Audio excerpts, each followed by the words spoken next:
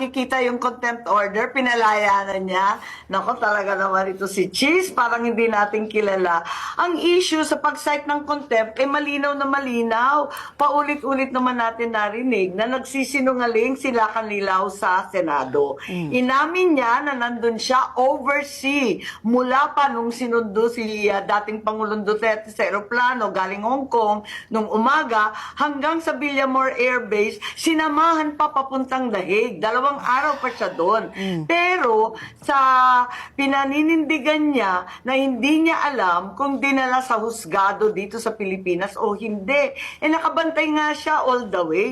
Paano ba kung hindi niya alam na hindi nakapagpunta sa anumang husgado dito sa Pilipinas ang dating Pangulo? Hindi ba malinaw na nagsisinungaling? Sa tanang buhay ko, hindi pa ako nagko-contempt. Ayoko nagko-contempt o magde-detain ng tao. Pero hindi na talaga mapigilan kasi harapan. Talaga namang, ayun, hindi ako katulad ng iba't iba dyan na mayat maya nagko-contempt. First time ko nga gawin to eh. Kaya yung let me point it out lang, Senator, ang sabi ni Senate President Cheese Escudero na si Ambassador was not accorded yung kaukulang due process as pointed out already by the Supreme Court dun sa Ong case, no? Na at isa pa, may humanitarian reason no? Inilibing pala yung lolo niya kaya din pinakawalan. Oo, tama. Actually, gumawa na rin ako ng sulat na hahayaan siya na pumunta para ilibing yung lolo niya kasi may humanitarian reasons naman. Pero, ang usual process sa Senate, kapag may contempt, talagang boboto ay simple lang. One member will motion, Senator Bato, the chair approves, inapprove ko, wala namang banggit ng Senate President, dinedetain ka agad. Ganun kasi yon. Biglang may bagong ruling ngayon na sinasabi ni Senate President na mag-show cause in 5 days. First time ko narinig yun wala pang ganon. Kasi mamamodify lang ang contempt kung may majority of members within the next 7 days. Yun ang rule. Itong show cause, first time nabanggit. Nagulat nga ako Talaga naman ito si Cheese, parang hindi natin kilala. Oo. So, Senator Amy, what happens now po? Since pinakawalan po, and then after the grandfather is buried, are you going to have him recalled back? Are you going to detain him? Because sabi mo nga, you cited him in contempt, much to your, I mean, you don't really want to do it, but you did it, and now Senator Cheese is also giving the ambassador 5 days, to explain. So, ano po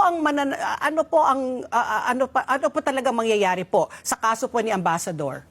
Hindi ko maintindihan si SP Cheese Bago nga kasi yung show cause So hindi ko alam kung anong mangyayari. Kasi first time ko narinig yan. Kung i-reverse yan, dapat majority of the members boboto. Wala naman kami sa session ngayon saan na maghahagilap nung members. At saka within 7 days, yung show cause, bagong sistema yan. Hindi ko pa naririnig. At nagugulat ako paano nag-release ng detainee. Hindi pa nangyayari yan At ang magre-release dapat yung committee chairman din kasi yung mga order talaga sa chairman. Nakakagulat nga nakakagulo ng proseso. Ang totoo, si SP Cheese noon pa ayaw talaga pirmahan. Yung unang hearing, 2 sampinang hinihingi ko, pirmahan sana niya dahil hindi sumisipot. Yung ikalawang hearing, nakita naman ng lahat, walang sumipot ni isa, sangkatutak ang aking sampina. Hindi rin pinirmahan.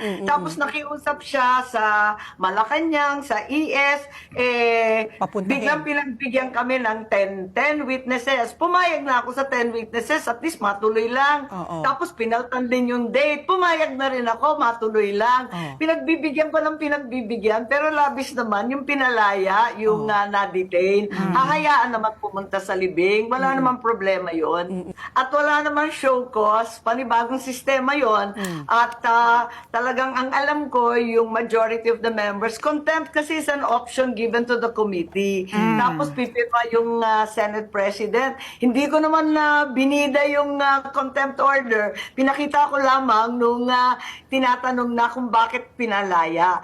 Yung pala, hindi pa niya nakikita yung contempt order, pinalaya na niya kaagad. Pambihira naman talaga. Iba na ang Malacanang.